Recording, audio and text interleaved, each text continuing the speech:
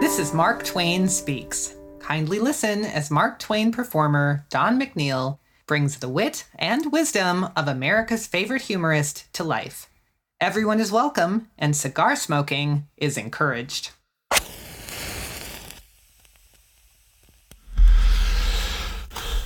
I am well aware of the fact that I lost all focus when last I spoke. Or as you say now, when I last spoke.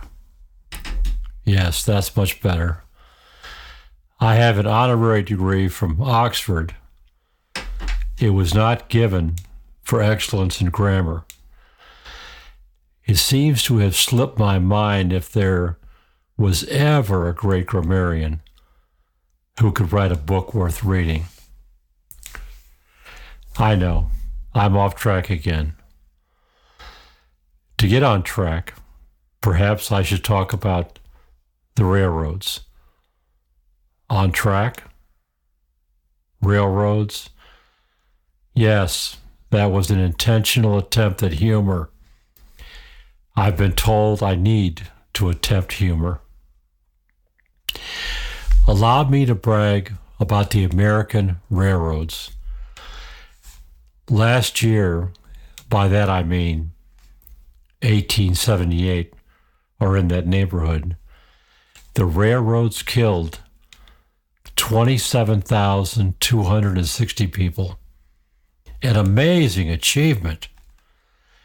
These were mostly unnecessary people hanging around at places like railroad crossings. The companies, of course, deeply regretted these accidents. A jury will almost never conclude that a railroad was at fault. The companies hire the finest lawyers in the land. As I remember, young Abe Lincoln was for a time a railroad lawyer. Amazingly, this did not reflect on Mr. Lincoln's reputation. We think of him as Honest Abe to this day, regardless of his railroad connection. He seems to have been an outlier. By that I mean he seems to have been that rarest of creature, an honest lawyer. I know I'm tough on lawyers, not without reason, especially when they become politicians. Think of it. A lawyer who is a politician occupies two of the occupations Americans trust the least. Perhaps they could also sell snake oil and achieve a trifecta. Allow me to get back to the railroads.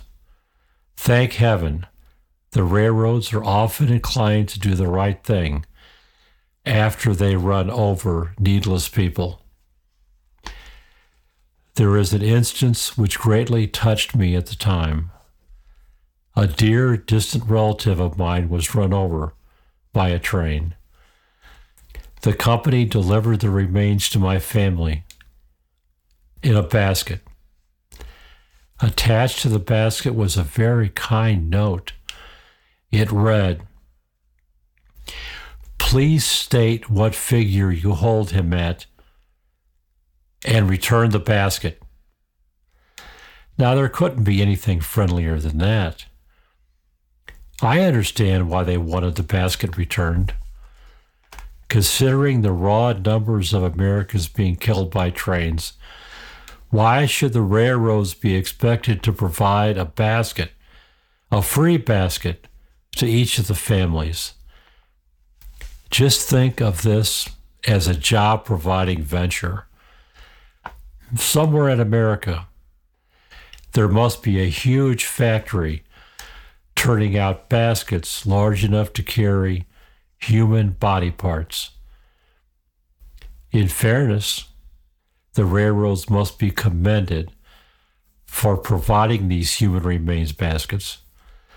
Also, I might add, the remains in their baskets are provided with free transportation on a train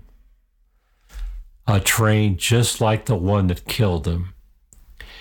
This generosity is overwhelming and should warm our hearts.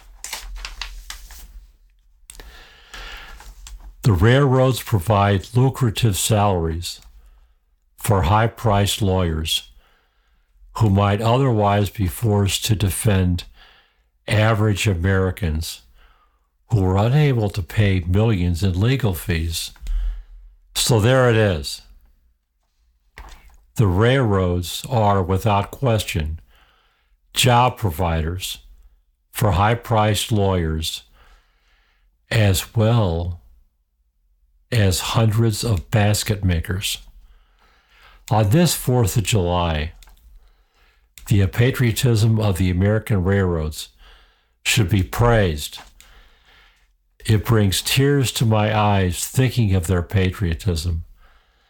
Allow me to leave you with that uplifting thought. This has been the Mark Twain Speaks podcast.